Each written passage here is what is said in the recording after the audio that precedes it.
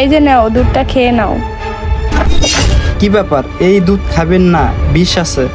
আরে কাজের মেয়ে এসব কি বলতেছে, এই দুধের ভিতর বিষ আছে মানে? আচ্ছা তুমি একটা কাজ করো, ওই পাশের রুমে ব্যাগটা রাখানো আছে, ব্যাগটা নিয়ে আসো তো। আচ্ছা ঠিক আছে, আনতাছি।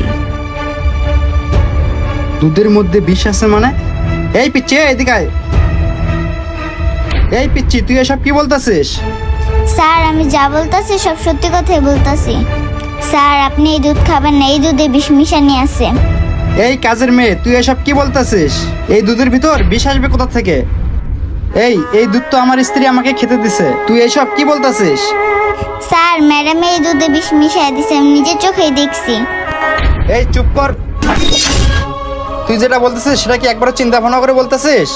এই পিচ্ছি শোন, তুই একদিন রাস্তায় পড়েছিলি, তোর থাকার মতো কোনো জায়গা ছিল না, এই ম্যাডামই কিন্তু তোকে রাস্তার থেকে এনে এই বাসায় ঠাই দিয়েছে, আর তুই কিনা সেই ম্যাডামের নামে উল্টাপাল্টা কথা বলতেছিস।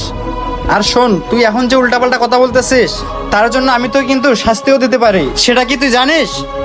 হ্যাঁ স্যার আমি জানি আপনি আমাকে শাস্তি দিতে পারেন, আর আমি এই কথাটা জানি বুঝিয়ে বলছি। আপনি যদি আমার কথাটা না বিশ্বাস করেন তাহলে শুনেন।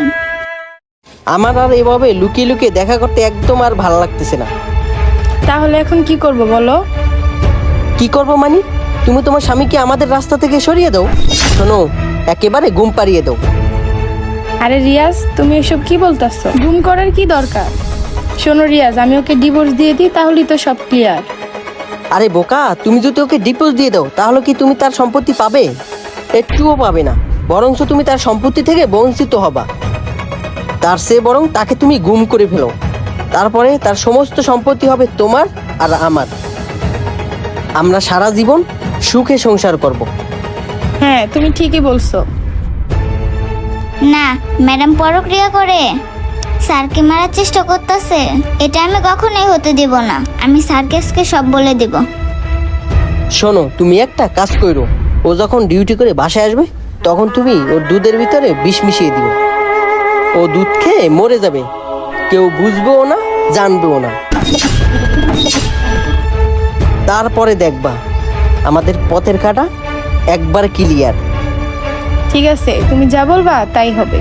ওকে ঠিক আছে, তাহলে কাল কি শুরু করে দাও। মানে আমার স্ত্রী অন্য কোনো ছেলের সাথে পরকীয়া করে? হ্যাঁ স্যার, ম্যাডাম পরক্রিয়া করে। আপনি যখন ডিউটিতে চলে যান তখন তাকে ফোন দিয়ে নিয়ে আসে, আর দুধের ভিতরে যে বিষ মিশিয়ে দিচ্ছে সেটা আমি নিজের চোখেই দেখছি। তারপরেও যদি স্যার আপনি আমার কথাটা বিশ্বাস না করেন, আপনি এই দুধটা না খেয়ে মরার মতন শুয়ে থাকেন, তাহলেই বুঝতে পারবেন।